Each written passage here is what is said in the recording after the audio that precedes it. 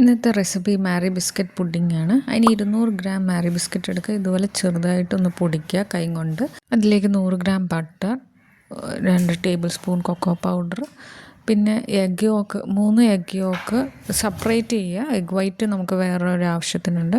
ഇതിലേക്ക് egg yolk 3 add ചെയ്ത് ഇതിലേക്ക് 100 ഗ്രാം പഞ്ചസാര കൂടെ പൊടിച്ചതും കൂടെ മിക്സ് ചെയ്ത് എല്ലാം കൂടെ മിക്സ് ചെയ്ത് പുഡിംഗ് ട്രേയിൽ വെക്കാം. ഏറ്റവും അടിയിൽ ബേസായിട്ടാണ് വെക്കുന്നത്. അത് നല്ല പ്രസ് ചെയ്ത് ഒരേ ലെവലിൽ വെക്കണം. ഒരു മണിക്കൂർ ഫ്രിഡ്ജിൽ നമുക്ക് ഇതൊന്ന് സെറ്റാക്കാൻ വെക്കാം. ഇനി നമുക്ക് ആ 3 മുട്ടവെള്ളം എടുക്കാം. മുട്ടവെള്ളം നമുക്ക് ബീറ്റ് ചെയ്യാനാണ്. അതിന് ആ ബൗൾ ഒരിക്കലും വെള്ളം ഒന്നും ഉണ്ടാകാൻ പാടില്ല.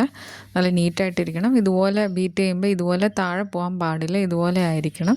ഇനി നമുക്കിതിലേക്ക് 1/4 കപ്പ് പഞ്ചസാര പൊടിച്ചത് ഇടാം. അത് കഴിഞ്ഞ് ഒരു നാരങ്ങ നീര് കുറച്ചായിട്ട് ഇട്ട് വേണം ബീറ്റ് ചെയ്യാനായിട്ട്. ഇനി ഒരു നാരങ്ങ നീര് ഇതിലേക്ക് ഒഴിക്കാം. 2 ടേബിൾ സ്പൂൺ ജെലറ്റിനും കൂടെ ഇതിലേക്ക് ഒഴിക്കാം. ഒഴിച്ച ശേഷം നമുക്കിതെല്ലാം കൂടെ പതുക്കെ മിക്സ് ചെയ്ത് ഒന്നെടുക്കാം. എന്നിട്ട് ഫ്രിഡ്ജിൽ നിന്ന് നമുക്ക് ആ ബിസ്ക്കറ്റ് എടുത്ത് അതിൻ്റെ മുകളിലായിട്ട് ഈ എഗ് വൈറ്റ് നമുക്ക് ഒഴിക്കാം. ഇതിൻ്റെ മുകളിൽ ഇങ്ങനെ ഇതുപോലെ ഈവൻ എല്ലായിടത്തും ഒരേപോലെ ആക്കുക. ആക്കിയ ശേഷം ഇതിൻ്റെ മുകളിലായിട്ട് നമുക്ക് ഡെക്കറേറ്റ് ചെയ്യാനായിട്ട് നട്ട്സും ചോക്ലേറ്റ് ചിപ്സും ഒക്കെ ആയിട്ടിടാം. എന്നിട്ട് നമുക്കിത് ഫ്രിഡ്ജിൽ ഒരു 2-3 മണിക്കൂർ വയ്ക്കാം, അത് സെറ്റ് ആവാൻ വേണ്ടി. എൻ്റെ റെസിപ്പി ഇഷ്ടപ്പെട്ടെങ്കിൽ ലൈക്ക് ആൻഡ് സബ്സ്ക്രൈബ്.